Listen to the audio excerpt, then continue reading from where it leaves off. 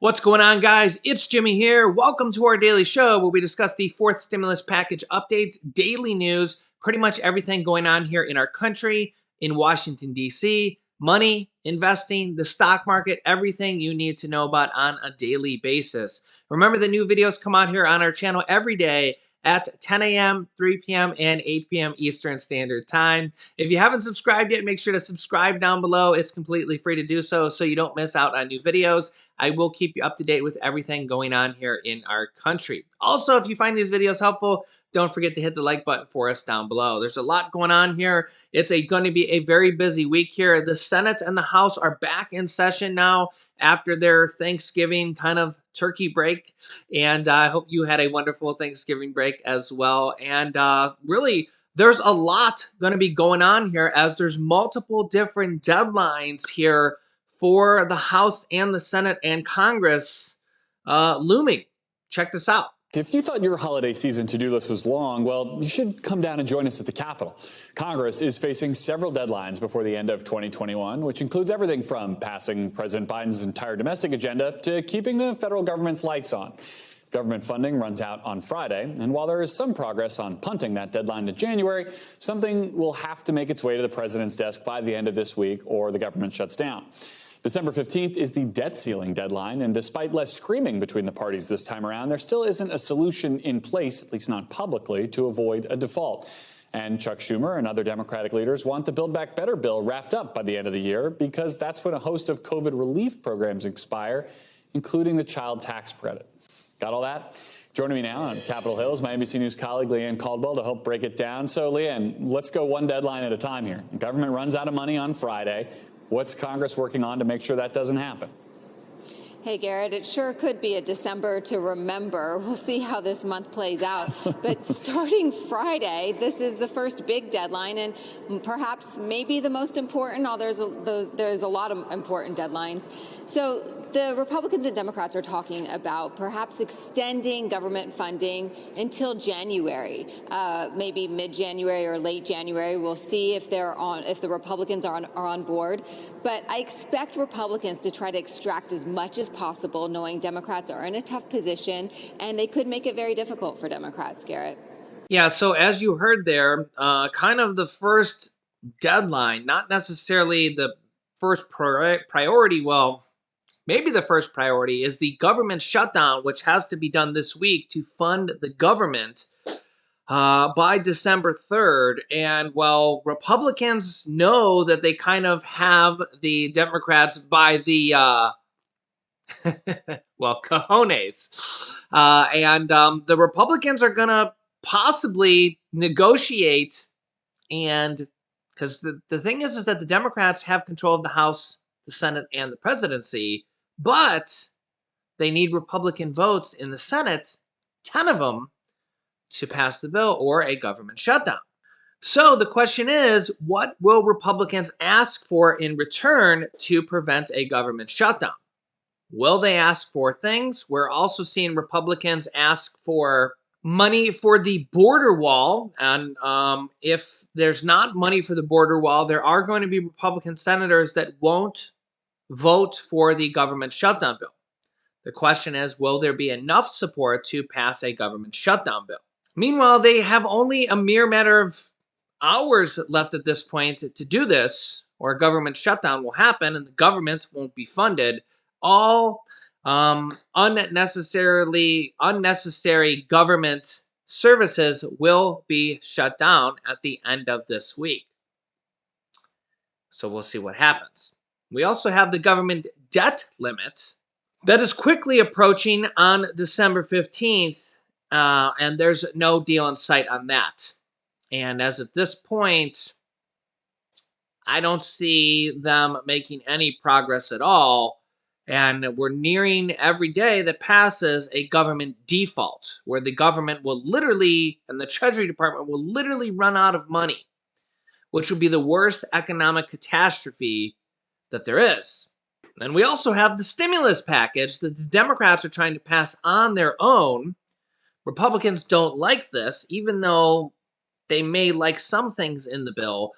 Republicans aren't going to vote for anything because it's basically the Democrats are in charge, House, Senate, and presidency. Remember, Republicans were in charge of everything back in 2017 and 2018, House, Senate, presidency. Republicans voted for everything. Democrats didn't vote for anything. Partisanship and basically one side versus the other is, you know, pretty much the name of the game, as it has been for a while.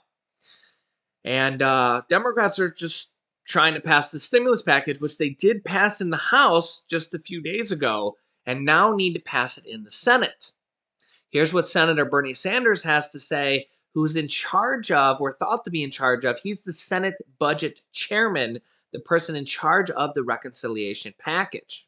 He says here on Twitter today, I have the radical idea that Congress should do what the American people want. That is pretty radical. And what they want is to have Medicare cover not only hearing, but dental and vision as well for our elderly and senior population. Does sound pretty radical. What do you think? He says, I intend to do everything I can to make that happen. He tweeted that here just a few minutes ago. That's today. Senator Bernie Sanders on Twitter. Let me know your thoughts. He's still fighting to have things added into the stimulus package as they go. This bill's in the Senate now today, and they are going to be making significant changes in the Senate. He's fighting to have things added in this to this bill as it's going to be changes. Things are going to be added. Things are going to be subtracted.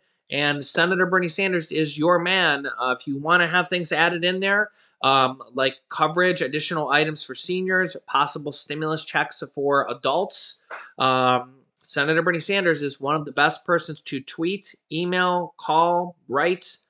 Feel free to let your voice be heard. He also says here, working people are struggling. Their jobs don't pay enough. They have too much debt. They can't afford their prescription drugs. The planet around them is becoming uninhabitable. Now is the time for the United States government to finally address their needs. Yeah, let me know your thoughts. He says, what if instead of helping billionaires fund their space hobby, now don't get me wrong, I actually think that we need to be exploring into other things like that.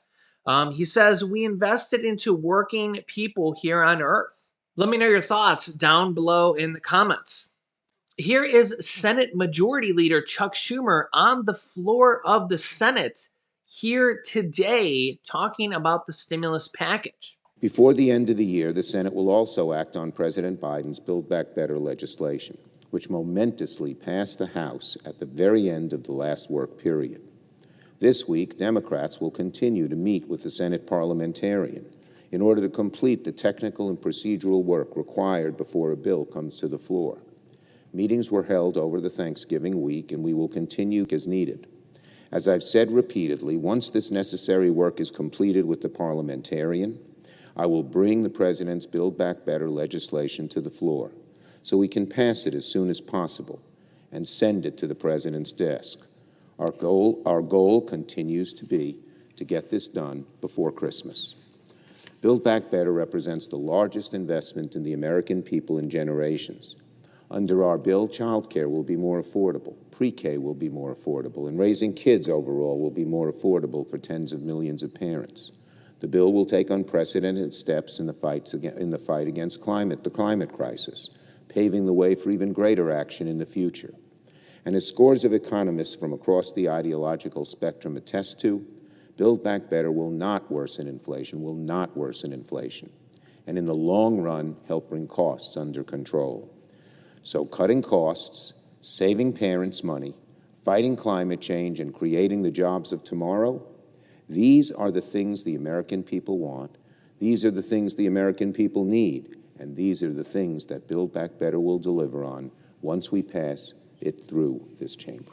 So yeah, the big question here is what is going to happen in the Senate? What is going to be removed? What is going to be added?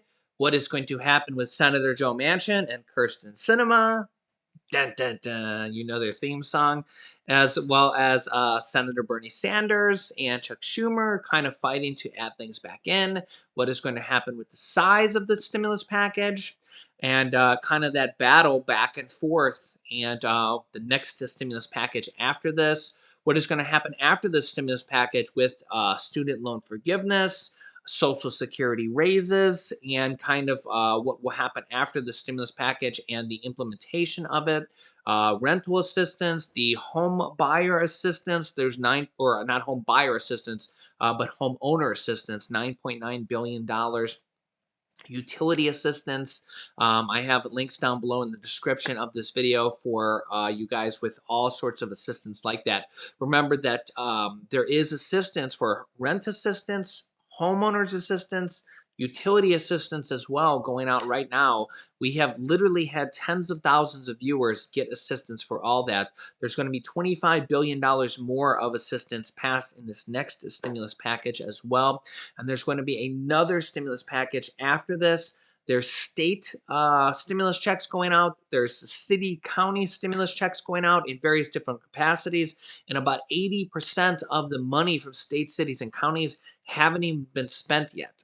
So we're going to probably see a lot more of that coming out here in the next coming months and so, and even in 2022. And then there's going to be another massive stimulus package after this one, because really this is kind of just the first half of the $3.5 trillion package. They're kind of basically splitting it into two so that they can just basically pass it faster, which kind of makes sense because it's kind of been a while. So they're just kind of agree on what they can agree on now, pass this package, which they have done now in the House.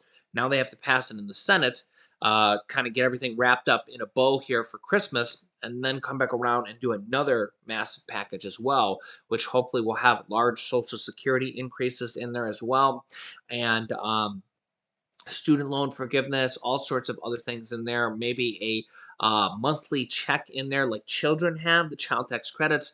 Maybe we'll see something like that for low income adults as well here in the future as well. Lots of different things here, and that could be possibilities here. Also, President Biden said today that he doesn't expect more travel restrictions or more lockdowns as the new virus variant Omicron variant spread. And yeah, so he doesn't expect more travel restrictions or lockdowns. He said that today. That actually sent the stock market rising today, but that also had a lot to do with the 900-point drop that we seen on Friday. So the market was up like about 300 points today, the Dow Jones index.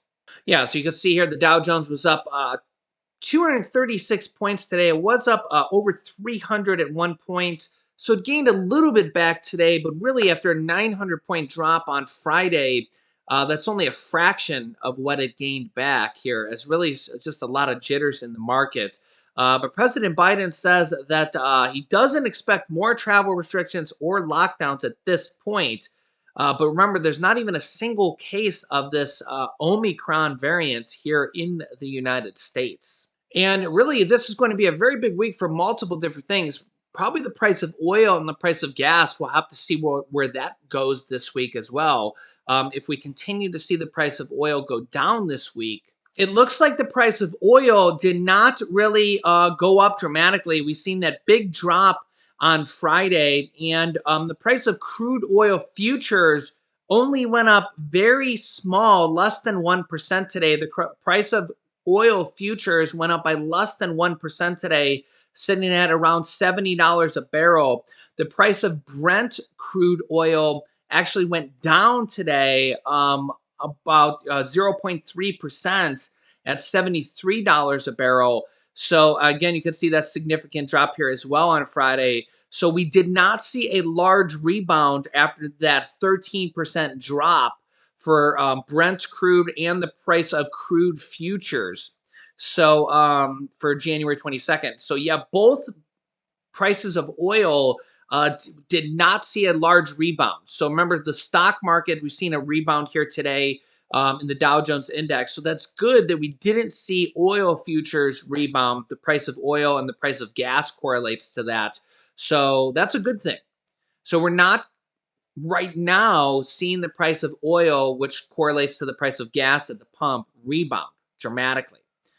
So that's good. So hopefully we'll continue to see the price of oil go down this week or even stay flat, which means the price of gas at the pump will go down this week if that continues. So we want to see that happen. Let me know if you're seeing the price of gas at your area go down. I have seen a lot of people say in the comments that they're starting to see the price of gas go down. I've seen some people say 20 cents go down.